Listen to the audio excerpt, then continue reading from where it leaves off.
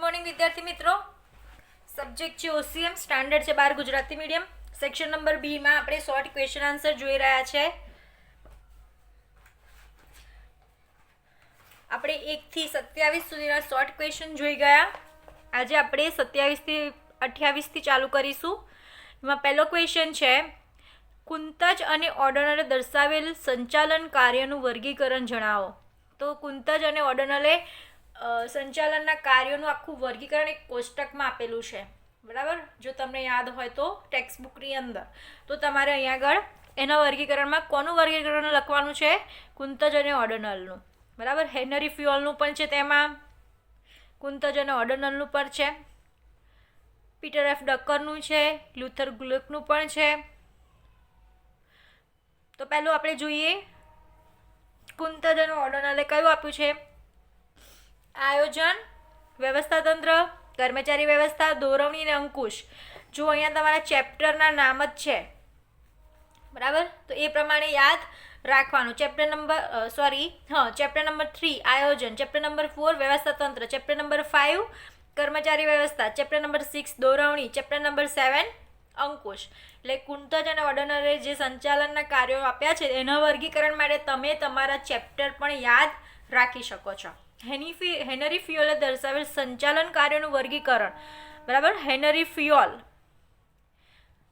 કુંતજે તમારા ચેપ્ટર પ્રમાણે આપ્યું છે વર્ગીકરણ, હેનરી ફ્યુઅલે થોડુંક અલગ આપ્યું છે। પહેલું તો આયોજન જ છે, બીજું વ્યવસ્થા તંત્ર છે, એ પણ બરાબર છે। આદેશો આપવા એટલે કે કર્મચારીઓ વ્યવસ્થા તંત્રના આદેશ આપવા, સંકલન એટલે કે દોરવણી, અને અંકુશ એટલે કે કાર્યોનો સમાવેશ। અંકુશ તો તમને ખબર જ છે, આદેશ આપવા એટલે કર્મચારી વ્યવસ્થામાં જે કર્મચારીઓ હોય છે એ લોકોને આદેશ આપવા, અને ચોથું છે સંકલન, બરાબર। સંકલન એટલે કે એકબીજા સાથે કોર્ડિનેશનથી કામ કરવું, એટલે દોરવણી થયું, બરાબર।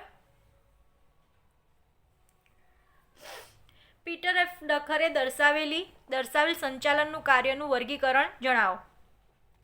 પીટર એફ ડકર ધંધાનું સંચાલન, સંચાલકોનું સંચાલન, કામદાર અને કાર્યોનું સંચાલન દર્શાવેલ છે, બરાબર। પીટર એફ ડકર દ્વારા ધંધાનું સંચાલન, સંચાલકોનું સંચાલન, કામદારો અને કાર્યોનું સંચાલન દર્શાવેલ છે। લ્યુથર ગુલિકે દર્શાવેલ સંચાલન કાર્યનું વર્ગીકરણ જણાવો।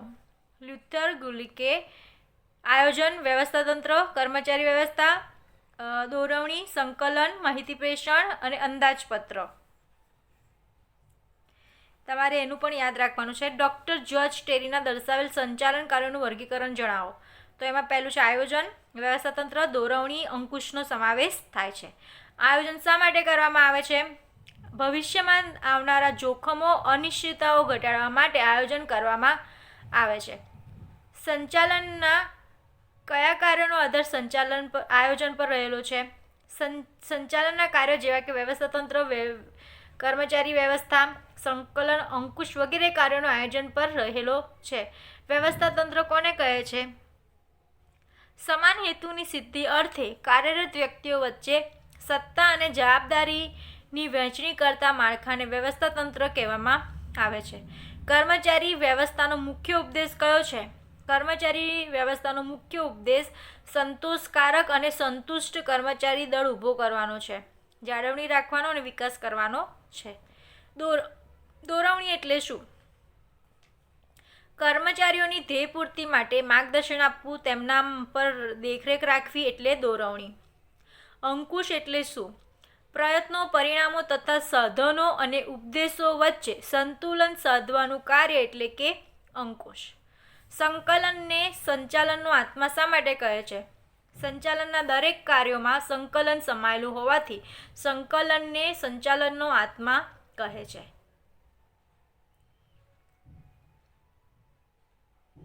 સંચાલનના કારણે સંચાલનના કયા કાર્યો અસરકારક બને છે?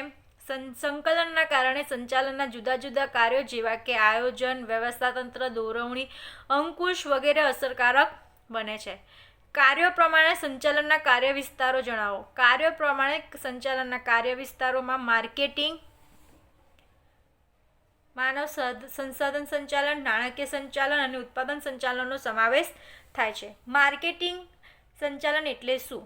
માલ કે સેવાને ઉત્પાદક પાસે લઈ ગ્રાહક સુધી પહોંચાડવાની પ્રક્રિયાને માર્કેટિંગ સંચાલન કહેવામાં આવે છે. માર્કેટિંગ સંચાલન કયા ઉદ્ભવ બિંદુ ગણાતી વસ્તુ કે સેવાની માંગમાં કયા મુખ્ય તત્વોનો સમાવેશ થાય છે? વસ્તુ કે સેવા ભૌતિક વિતરણ નીતિ, કિંમત નીતિ, વેચાણ અભિવૃદ્ધિ ઉપરાંત પેકેજિંગ ગણાવી શકાય છે. કર્મચારીઓ યોગ્ય માવજતના કારણે કઈ બાબતોનો સમાવેશ થાય છે? કર્મચારીઓની યોગ્ય માવજતના કારણે કર્મચારીઓનો જુસ્સો, વફાદારી અને જૂથ ભાવનાનો વિકાસ થાય છે.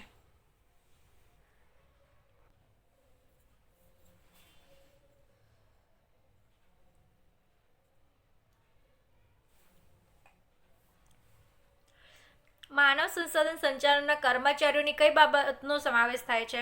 માનવ સંસાધન સંચાલનમાં કર્મચારીઓની ભરતી, તાલીમ, બઢતી, દોરવણી વગેરેનો સમાવેશ થાય છે.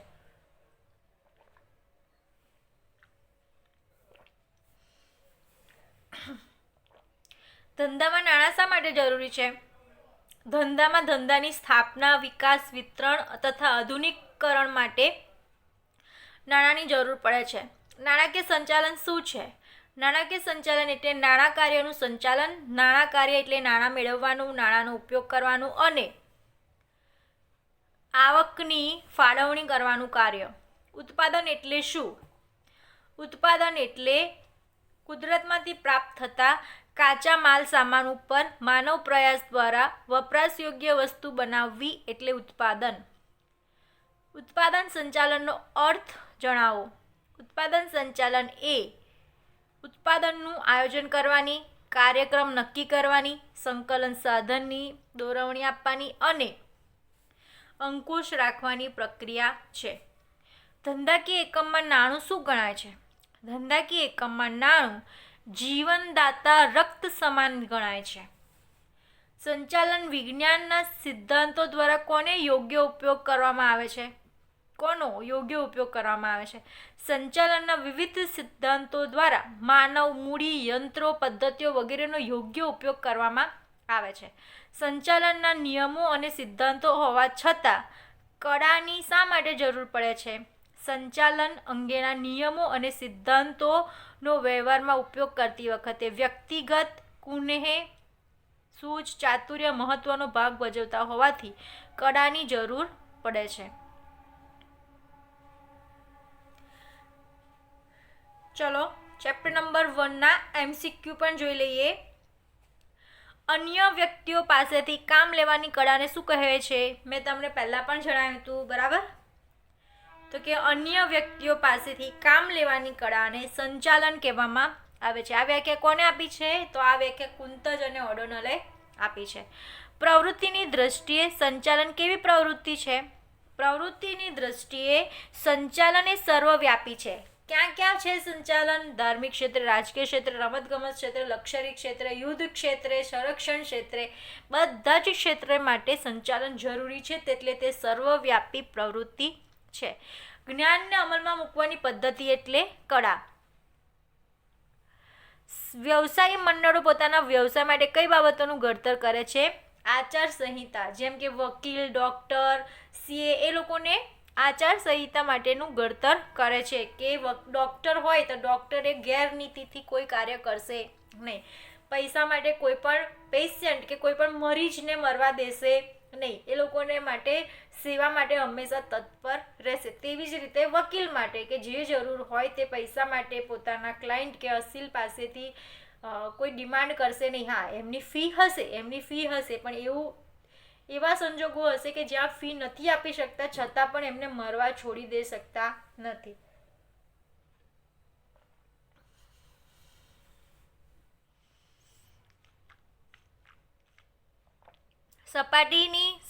સંચાલનની સપાટીઓ કેટલી છે?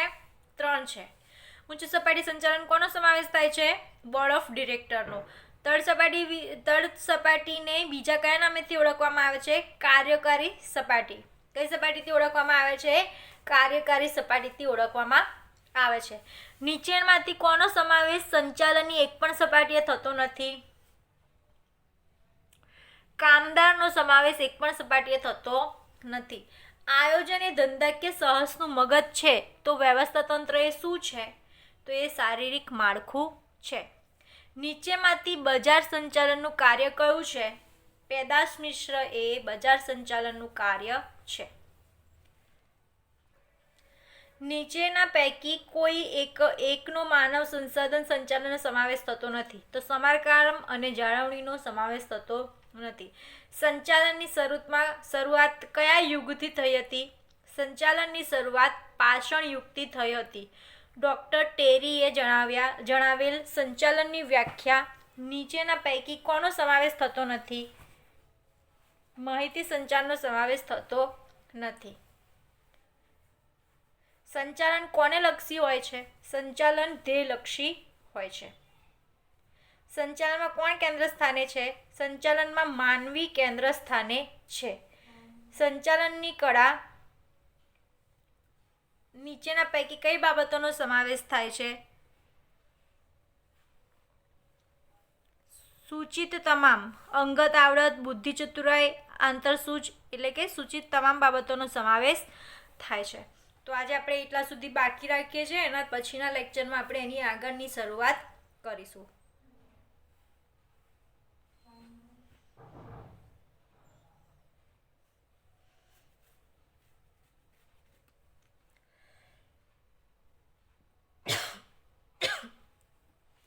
રિવિઝન કરતા રહેજો.